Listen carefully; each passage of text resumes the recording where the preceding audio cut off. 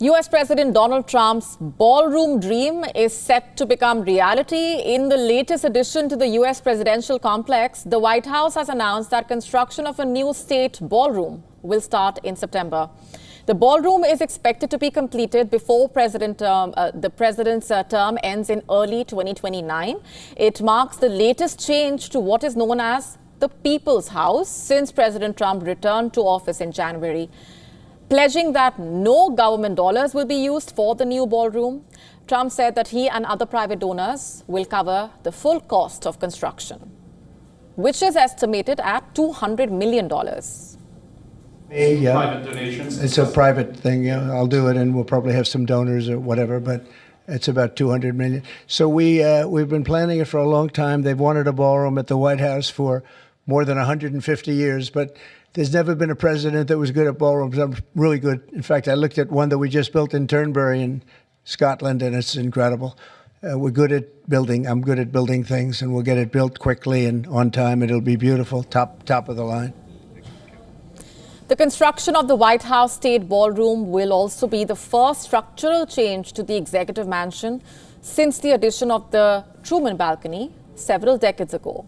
President Trump has for months now promised to build a ballroom, saying the White House lacks adequate space to host large events. He also expressed his dislike for the idea of hosting heads of state and other dignitaries in the tents on the South Lawn.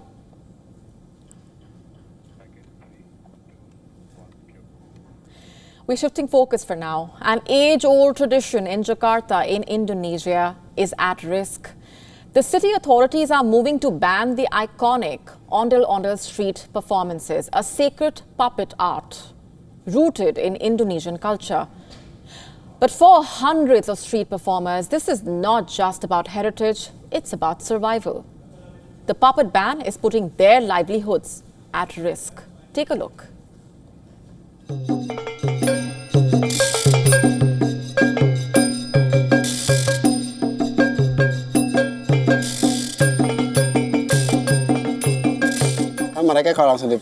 I'm worried that the ban could lead to more street crimes because most of the buskers have no other jobs. We need money for food. Most of us have families we need to feed. Only a few are singles.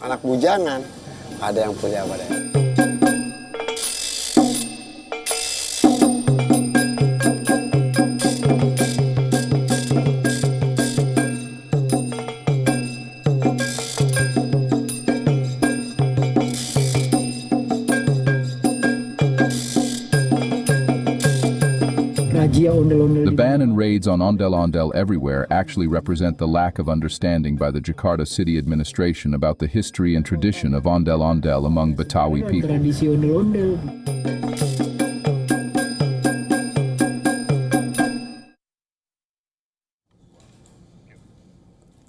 A rare sight is unfolding in the heart of Kabul. A group of foreign tourists is exploring the National Museum of Afghanistan, all of them women, and leading them, a young Afghan woman. Our next report telling you how in a country where women's freedoms are tightly controlled, Afghanistan's female guides are challenging stereotypes, one tour at a time.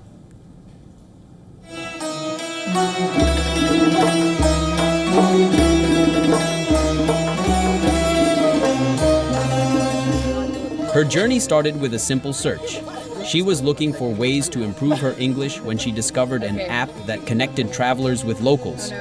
Out of curiosity, she hosted a guest and showed them around her hometown in western Afghanistan. And it was built again during the time of the Amanullah Khan.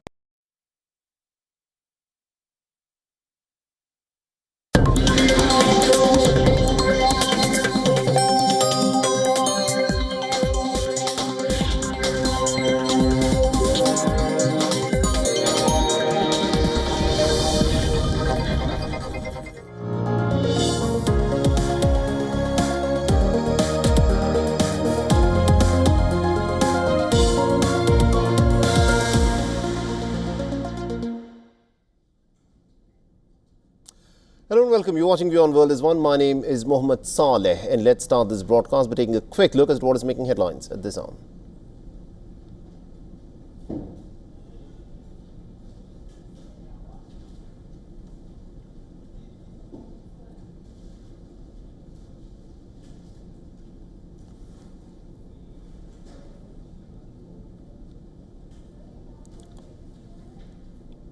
The American President Donald Trump orders the deployment of 2 nuclear submarines in what he calls the appropriate region in response to what he calls Putin's provocative statements, and says that he's taking this measure just in case the inflammatory statements are more than just that.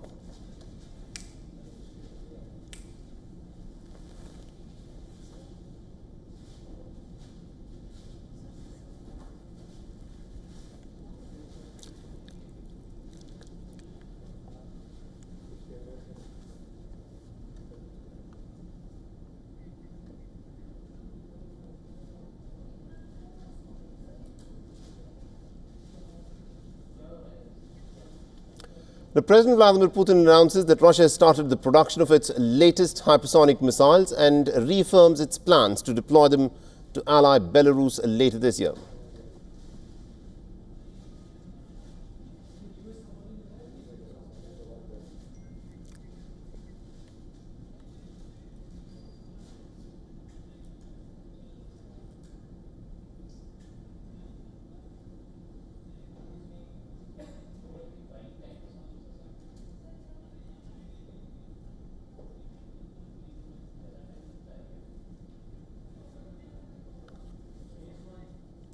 All right, so let's start this broadcast with some breaking news that in fact just come in from the United States of America, where the American President Donald Trump has made a pretty big statement. Trump has said that he has ordered 2 nuclear submarines to be positioned in appropriate regions.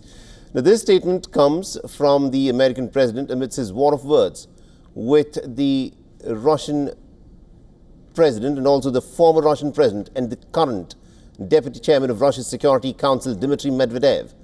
Now, Trump has said in the same social media post that this move comes in response to Medvedev's quote-unquote foolish and inflammatory statements. On Thursday, Dmitry Medvedev had hit out at Trump, warning the American president to quote-unquote remember that Moscow possesses Soviet-era nuclear strike capabilities of last resort. The Russian leader's remarks have come after Trump told him to watch his words. Now, Washington's move also comes shortly after the Russian President Vladimir Putin made a pretty big announcement, talking alongside the Belarusian President Alexander Lukashenko. Putin earlier in the day had said that Russian and the Belarusian military experts have been preparing positions for the Oreshnik missile to be deployed in Belarus by the end of this year.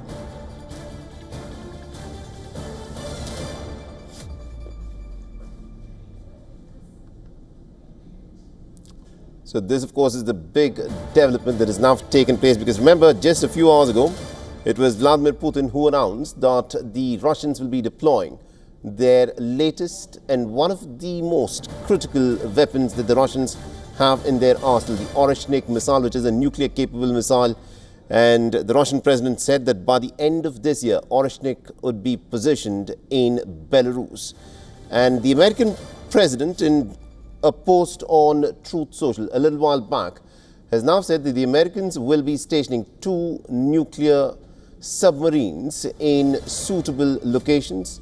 He's not specified as to where these nuclear submarines are to be positioned by the Americans, but it is pretty clear that there is a tit-for-tat escalation that is taking place, whereafter the Russians said that they would be stationing and deploying their Oreshnik missiles in Belarus. This is the American response, where the Americans have now said that the American president has now said that the Americans will station their nuclear submarines, 2 of them, in suitable positions.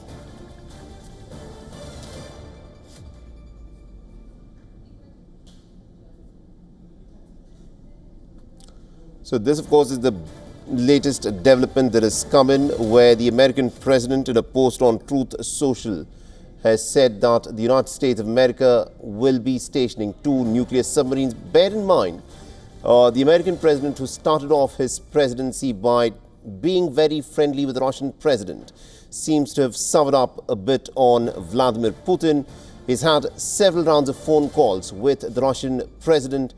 Donald Trump was very optimistic at the beginning, where he was hoping that he could bring about some kind of a ceasefire between Russia and Ukraine as soon as you take charge at the White House. But that clearly has not happened, because what is now happening, it started off with the war of words.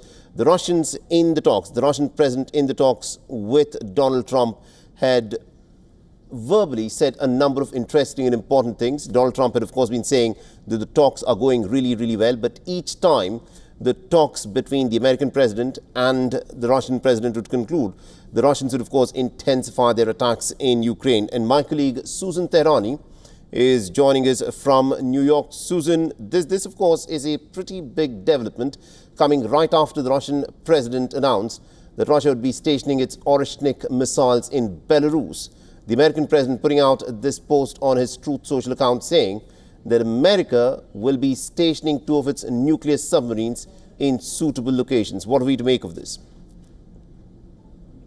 Right. The president said on Truth Social that, quote, "I have ordered 2 nuclear submarines to be positioned in the appropriate regions just in case these foolish and inflammatory statements are more than just that." He did say that he ordered the submarines moved, quote, "just in case." As I mentioned, these foolish and inflammatory statements are more than that. Words are very important and can often lead to unintended consequences. I hope this will not be one of those instances. Trump, of course, did this in response to not only Russia's recent actions, but also Medvedev, who used to be Russia's president, is now the deputy chairman of Russia's Security Council. He traded taunts in recent days after President Trump on Tuesday said that Russia had 10 days from today to agree to a ceasefire in Ukraine or be hit along with his oil buyers with sanctions and tariffs as well. Regarding the Ukraine war, Moscow set out its own terms when it comes to peace in Ukraine.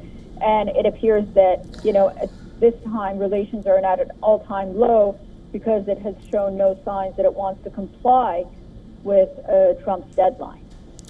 Trump, of course, had given a deadline. He revised the deadline saying that he wants to give the Russians 10 to 12 days. But this announcement is interesting because it's come right after the Russian President Vladimir Putin also saying that he'll be deploying the Oreshnik missile in Belarus. This was a Russian plan that had been unveiled a few months before as well, but he reiterated that statement again when he met with the Belarusian president. But the fact that Donald Trump started off his presidency by saying that he could, of course, solve this Ukraine crisis, bring an end to the bloodshed in Ukraine, stop this war within 24 hours. And he was hoping that Vladimir Putin, after his talks with him, would, of course, change his position. But what has clearly happened is Donald Trump, it appears, has gone from talking peace to now saying that he is deploying 2 nuclear submarines in suitable positions. This is a complete U-turn in terms of the position that the American president has taken. But on the other hand, Medvedev made a very lewd threat saying that, in not so many words on social media, that the United States forgets that Russia is a nuclear power. So that itself was provocative in the eyes of the United States. And Medvedev has generally emerged as one of the Kremlin's most outspoken anti-Western hawks since the war began in Ukraine. I think it'll be interesting to see how the meeting between Steve Witkoff, President Trump's special envoy, is going to go with Russian officials in Russia. This is very interesting that he's decided to take this trip immediately after visiting the Middle East region. So I think we're going to see more developments unfolding during the weekend. Indeed, we will, of course, wait and watch as to what the developments, of course, are. But this is a crucial and in many ways qualitatively a very different sort of a development. Some would, of course, say that this, of course, is the hardening of the American position, which is now transpired in the American president clearly stating that the Americans will, of course, be deploying 2 of their nuclear submarines in suitable positions. And we now need to wait and watch as to where this, of course, is headed.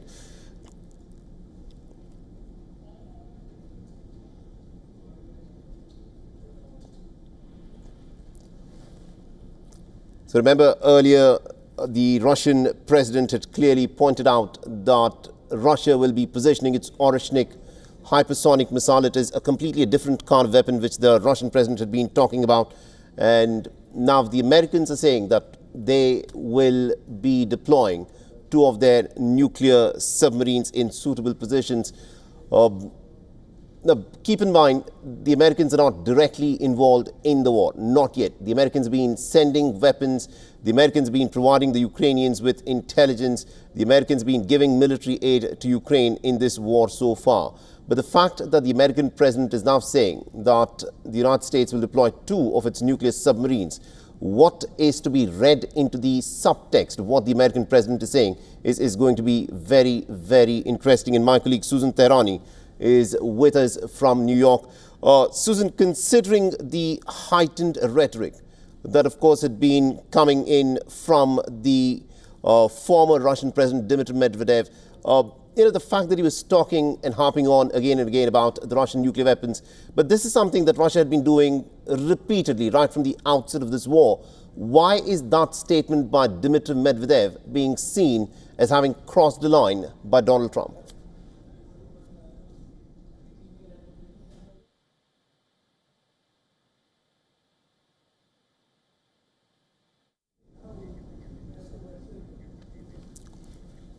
All right, we'll try and get my colleague Susan Tehrani back in just a moment. Meanwhile, I'm told that we've got Professor Peter Kuznick, who's a professor of history and director of the Nuclear Studies Institute at the American University. He's joining us on this broadcast. Professor Kuznick, thank you very much indeed for joining us here on WION. Now, this is a development that a lot of people would look at with a lot of concern, because the American president in his post on Truth Social has now very clearly mentioned that the United States will deploy 2 nuclear submarines in suitable positions.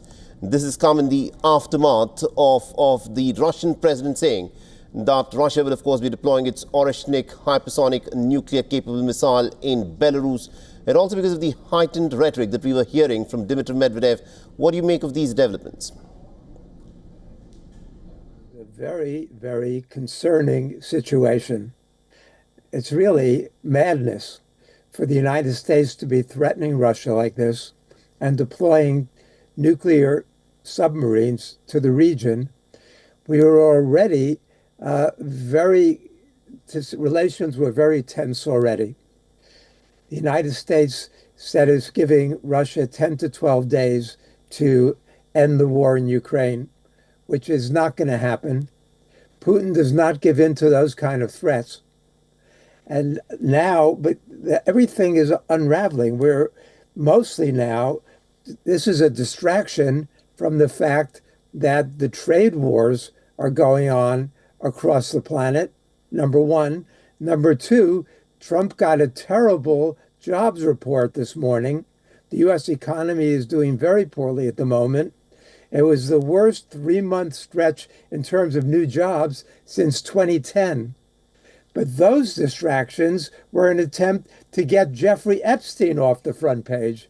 All anybody was talking about in the United States for days was Trump's cover-up of the Jeffrey Epstein scandal. We don't know what Trump's role is there, but clearly Trump has antagonized a big part of his base. And now, so what you have to worry about is that Trump is not quite all there mentally right now. And when you're dealing with nuclear war, you need a stable person in charge. Nobody should really be in charge of nuclear weapons, but there are 2 people now who can end life on the planet. One of them is Donald Trump, and the other is Vladimir Putin. Trump is very rash and impulsive. The United States often gets reports of incoming missile attacks that are false reports. In the past, we've always had leaders who have not responded with a retaliatory attack. But if you've got a Donald Trump there, and there's nobody in between Donald Trump and the nuclear football and the nuclear codes, then Donald Trump is in some ways unstable enough, maybe crazy enough, to actually think that a nuclear war is possible. We know that there are a lot of nuclear planners who believe a nuclear war is winnable. There were 2 very important articles last August 20th. One by David Sanger in the New York Times, saying the United States is preparing to fight a 3-front nuclear war simultaneously against Russia, China, and North Korea. And that same day, There was an article in the Bulletin of the Atomic Scientists saying that nuclear planners in the United States, many of them think that we can fight and win a nuclear war. So this is what we're dealing with now. We've had more recently General Buchanan say that the United States can win a three-front nuclear war, but should keep enough nuclear weapons in reserve to maintain America's hegemony. So you've got people there who are actually planning to fight a war with the possibility of it becoming a nuclear war, which means that all life on the planet is effectively threatened. You know, it's baffling that there are these military generals who perhaps could have the ear of Donald Trump, who think that a nuclear war is winnable. But I want to draw your attention to what Donald Trump himself has put out in his social media post, where he says that a rhetoric such as this can have unintended consequences. Are we in that moment in history where it is difficult to predict as to which way things could take a turn? One, of course, hopes that calmer heads will prevail. But the fact, as you pointed out, that probably some of this could just be a distraction to take the public's attention away from the Epstein files, from the poor economic data, the jobs-related data that has come in the United States of America. But the fact that the American president is saying that he will be deploying 2 nuclear submarines in suitable positions, you know, just hours after the Russian president was found talking about deploying the Oreshnik missile in Belarus. This is clearly concerning. How do you think Vladimir Putin would be reading this social media post by the American president? Do nothing to provoke Trump further, because Vladimir Putin understands that Trump is very rash and impulsive, just the wrong person to have any access to the nuclear weapons. So I'm hoping that, you know, Russia has its hotheads also. Russia has its hawks who are much more aggressive than Putin, both when it comes to Ukraine and when it comes to nuclear weapons. And so Putin he did make provocative statements about nuclear weapons before. He did use an Oreshnik missile against Ukraine. You know, these Oreshniks are very powerful. According to H.R. McMaster, the former U.S. National Security Advisor, McMaster said the U.S. won't have a missile defense system that can counter Russia's Oreshnik missiles for another 15 years. Absolutely. So what we've got now is a very, very precarious situation. But we have to realize the stakes, that they've always tried to game plan for a limited nuclear war. But every time they try to do war games to have a limited nuclear war, it always ends up in a total nuclear war. Absolutely. And it's a danger. If even a small part of the global nuclear arsenal is used, it could be enough to trigger a nuclear winter. And so we don't need to fire them all. Even a fraction can trigger an event that could threaten life on the planet. So we have to step back from the brink. I mean, this is as crazy as it gets. And I'm very, very worried at the moment. It does not, of course, get crazier than this. And anyone who thinks that there can be something called a limited nuclear war has no idea as to how things will unfold once nations go up the escalatory ladder. We're completely out of time. Thank you very much indeed, Professor Peter Kuznick, for joining us and getting us all those insights. This is a critical moment, and we need to see as to how things unfold from here, where what is unfolded today is the Russian president saying that the Oreshnik hypersonic nuclear-capable missiles would be deployed in Belarus, and the American president now saying that the United States will deploy 2 nuclear submarines in suitable locations. This is that critical moment in history. Thanks for watching.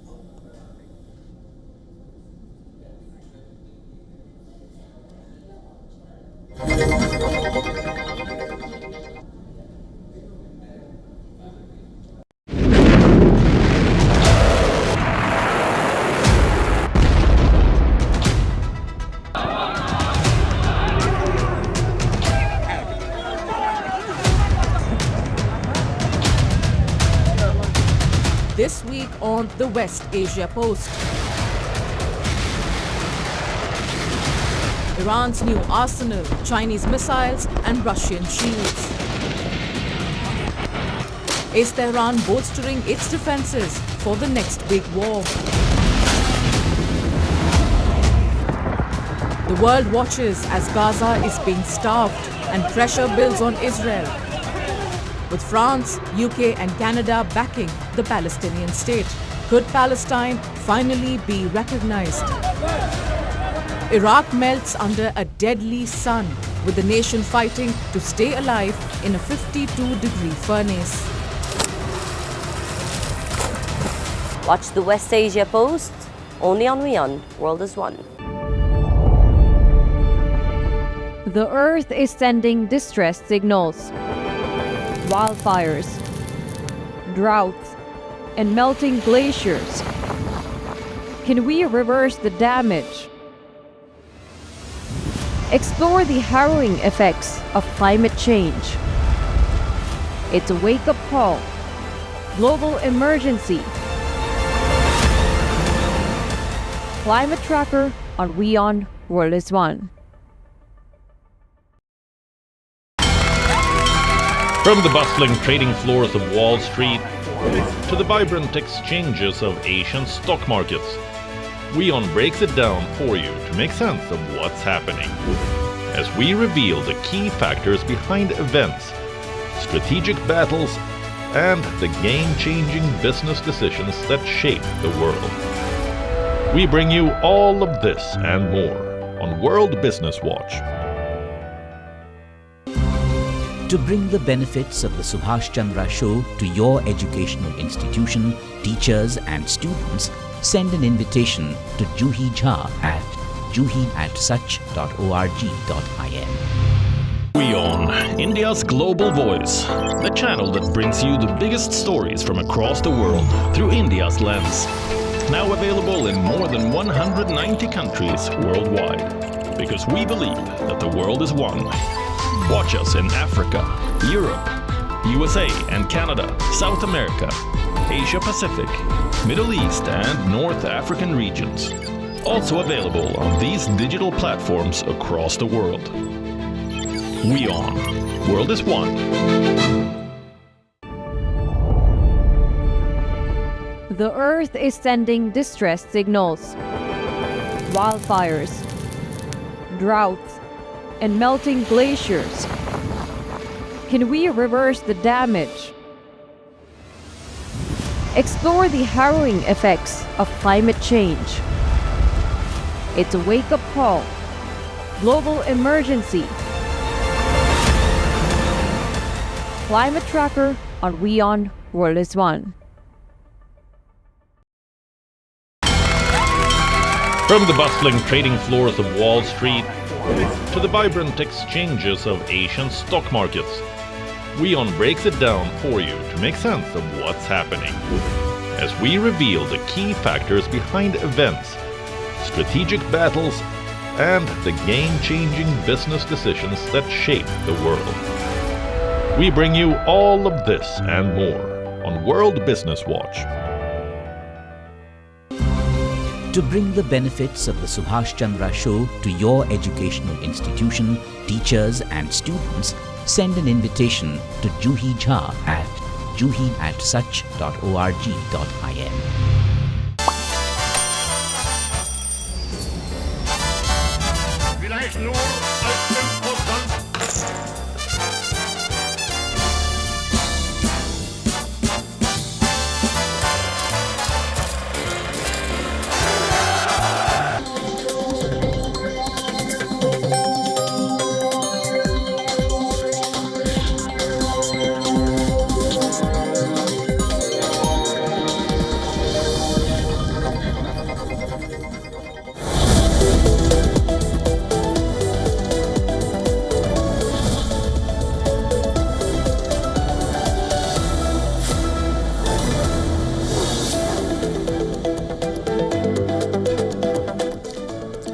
Hello and welcome. You're watching WION World is One. My name is Mohammed Saleh, and let's start this broadcast by taking a quick look at what is making headlines at this hour.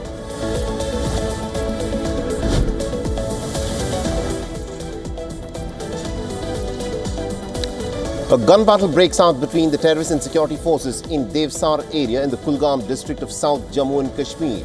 Special Operations Group, Jammu and Kashmir Police, the army carry out a gun battle against the terrorists.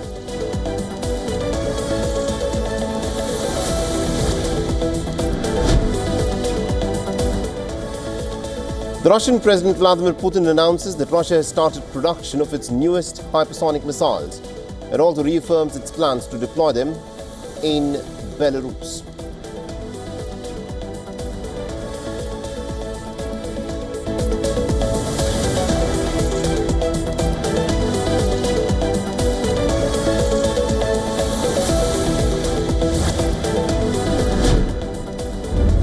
Stay away. It's kids. It's children. Children. Stay there. A video published by the United Nations Office for the Coordination of Humanitarian Affairs shows an aid convoy trying to drive across a border crossing into the Gaza Strip as gunfire by the Israelis ricochets off the ground near where the crowds had gathered. At least 22 Palestinians have been killed today in the Israeli gunfire and airstrikes in the Gaza Strip.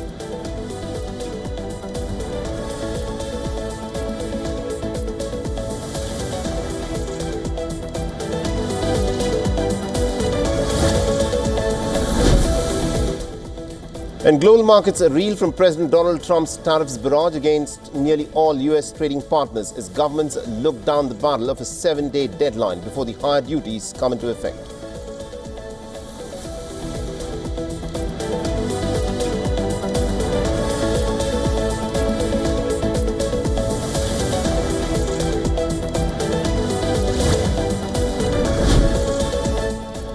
The Microsoft stock soars over 5%, pushing its market valuation past the $4 trillion. Strong earnings have been driven by growth in its Azure cloud business and a $30 billion investment plan to boost AI capabilities.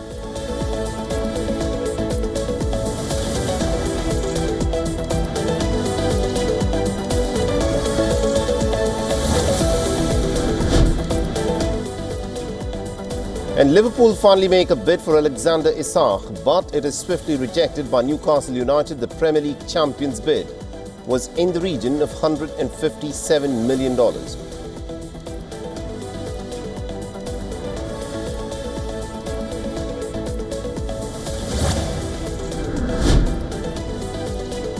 And the Indian actor Shah Rukh Khan wins his first National Film Award for Best Actor's role in the film Jawan.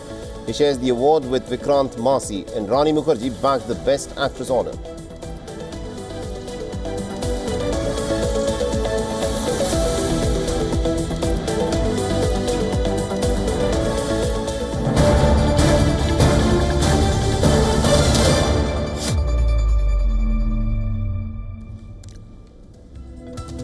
Alright, so let's start this broadcast with some breaking news that's just come in from Jammu and Kashmir's Kulgam district, where an encounter between security forces and terrorists has been reported in South Kashmir's Kulgam.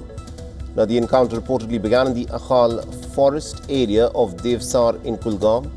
And according to the Jammu and Kashmir Police, the Indian Army, the CRPF and the Jammu and Kashmir Police are currently engaged in counter-terror operations. No reports of casualties or injuries have been reported so far. In a separate incident, the Anantnag Police has foiled a terror plot and has arrested 3 individuals with illegal arms and ammunition. Preliminary investigations suggest that the trio had procured arms and ammunition from terror outfit the LET and were planning to carry out a terror act in the region. And joining us over the phone line, we've got our special correspondent Idris Lone, who's joining us from Srinagar. Idris, tell us more. Well, gunfight is on right now between terrorists and security forces in the Akhal forest area of Kulgam district in South Kashmir.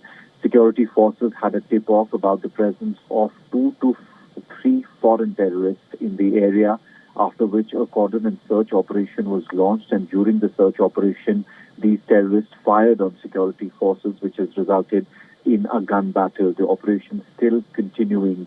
Let me tell you, this is the 3rd operation this week that security forces are carrying out in Kashmir division. We also saw the killing of 3 top Lashkar terrorists in the Dachigam encounter, where the attackers of the Pahalgam terror attack were neutralized by security forces in the Lidwas area in the high reaches of Dachigam forest.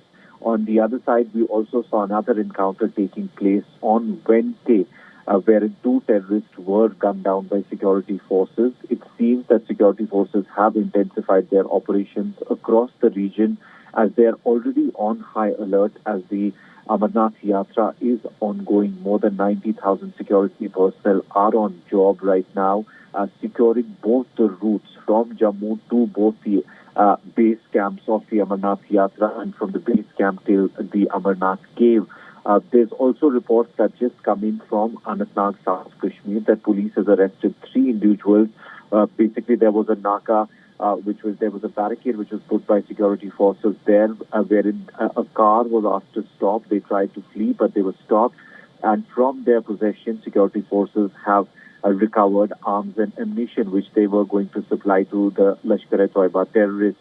So overall, what we are seeing on the ground is security forces have intensified their operations, and the main operation which is going on right now is in South Kashmir's Kulgam district, where 2 to 3 foreign terrorists are believed to be holed up at the operation site. Thank you very much, Idris Loan, for joining us with all those details there.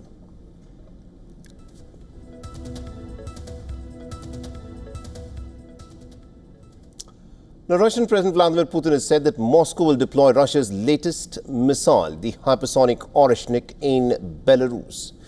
Now, this is a missile that is so fast and so powerful that it could potentially redraw the very map of security on NATO's eastern flank. The new Oreshnik hypersonic system that was tested by the Russians in Ukraine will soon be deployed in Belarus. In a sense, it now sits on NATO's doorstep, ready to rewrite the rules of war. Now, watch these images. Now, this was from the time when Russia had fired the missile on Ukraine.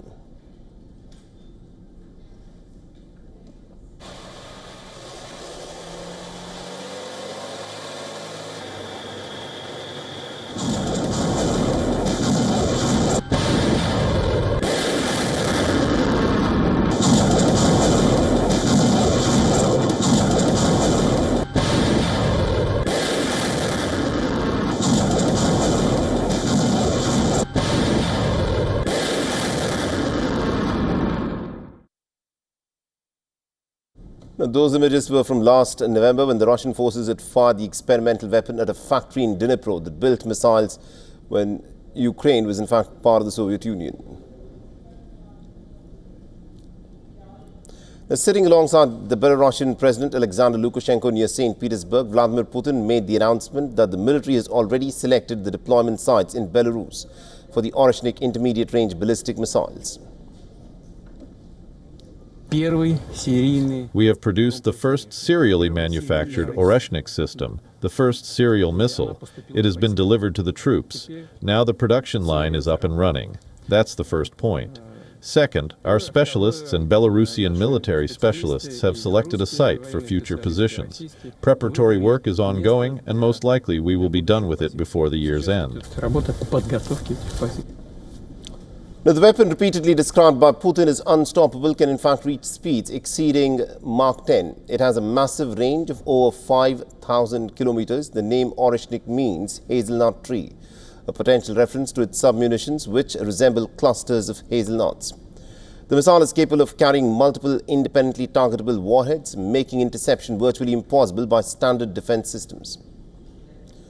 While analysts argue its impact may be overstated by Russia, its psychological effect is unmistakable. Russia is daring the West quite clearly. A missile of a slightly different kind, what's been used before, and it's seen because of the speed, and apparently it had also multiple independently targetable re-entry vehicles, so different payloads going into different directions, which meant that it had some similarities, of course, with an ICBM. Now, the Kremlin's message is pretty stark. Nowhere in Europe lies beyond Moscow's instantaneous reach. Moscow's military doctrine now fuses Russian and Belarusian territory. as a joint defensive space, effectively transforming Belarus into a forward operating base. With a range of about 5,500 kilometers, Oreshnik can strike deeper into the NATO territory. From Minsk, these missiles can strike Berlin, Paris, Warsaw or London in a matter of minutes, demonstrating a threat that is both immediate and also, in many ways, inescapable. Now, Putin has warned the West that Moscow could use the Oreshnik missile, which can carry both conventional and nuclear warheads, against Ukraine's NATO allies who allow Kiev to use their longer-range missiles to attack deep inside the Russian territory.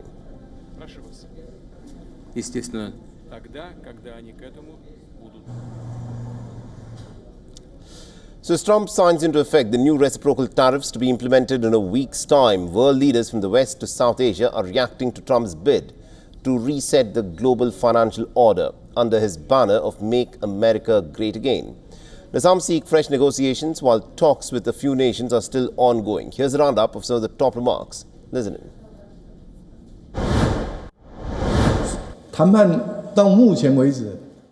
The negotiations between Taiwan and the United States have achieved phased results so far, reducing from 32% to 20%. But 20%